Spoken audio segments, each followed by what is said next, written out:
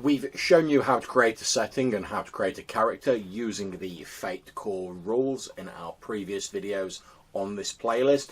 But before we start diving into the specifics of how to play the game, we're first going to address the basics of what you need to play Fate Core and how the Fate Core's dice mechanic works. This is not a what is role-playing video. There are loads of those on the net and in the front of practically every role-play book in existence. Failing that, if you don't have access to a role-play book for some reason, but you do have the net, just typing in what is role-playing on Google will bring up a number of suitable explanations. So, what you need to play. You need between 3 and 5 people, one of whom will act as the games master, with everyone else being the players.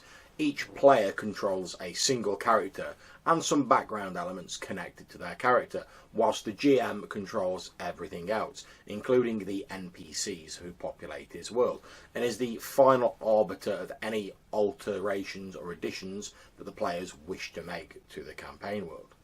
You'll also need a character sheet, one for each person, and each person should have a set of 4 Fate dice. Fate dice are 6-sided dice that have 2 sides with a plus on them, 2 sides that are blank, and 2 minus sides.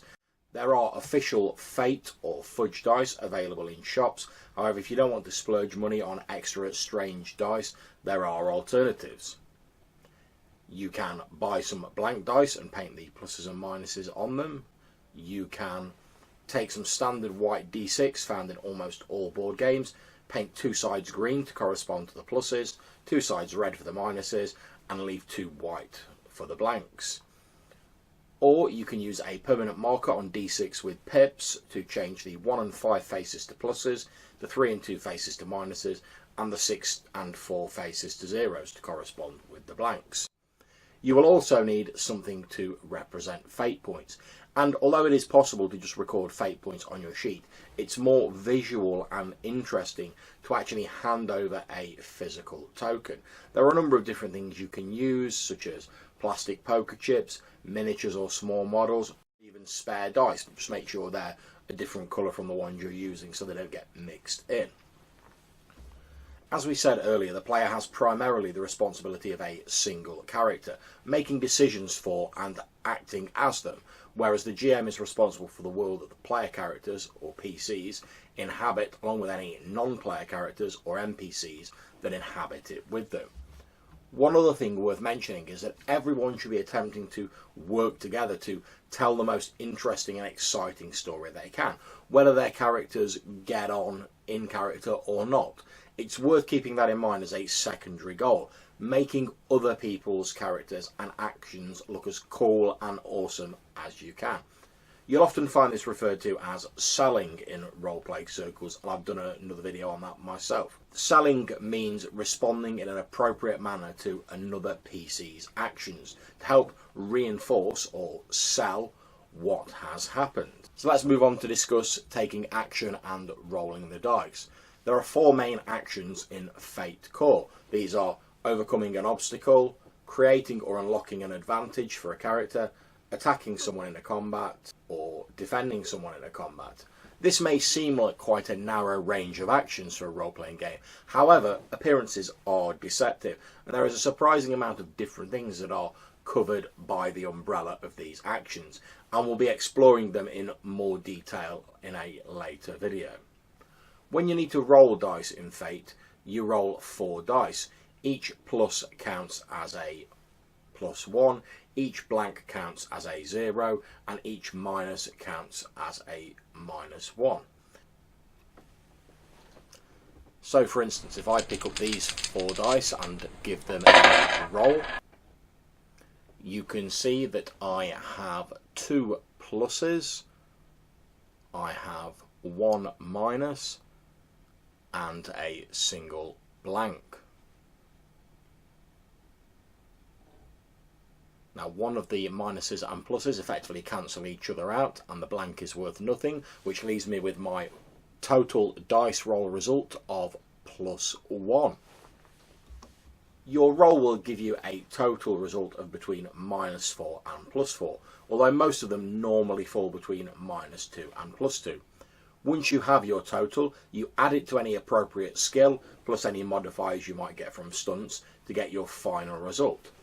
The final result is checked on the fate ladder, and the fate ladder gives an adjective responding to each different result, and you can see a copy of that just there.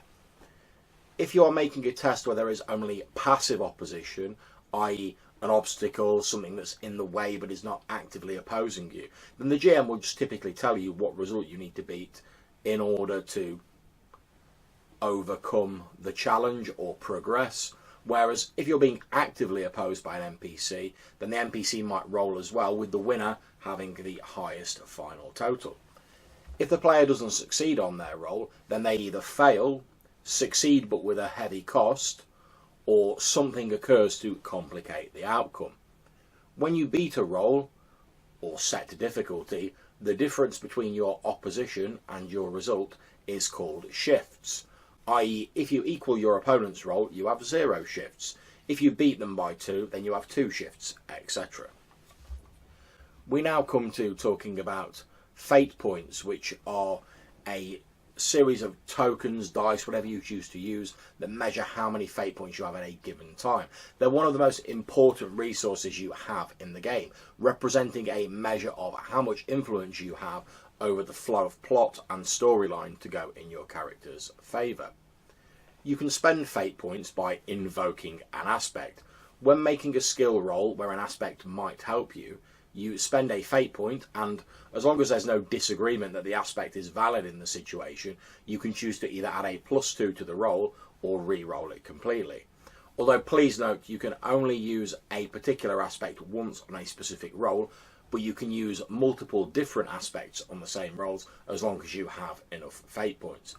Fate points can also be used to declare story details, which is when the player spends a fate point and they use it to add an element to the game, although the GM has the right to veto it. So for example, an academic character hearing a strange foreign tongue might spend a fate point and declare that he studied this language at university. We then move on to, last but not least, to compels.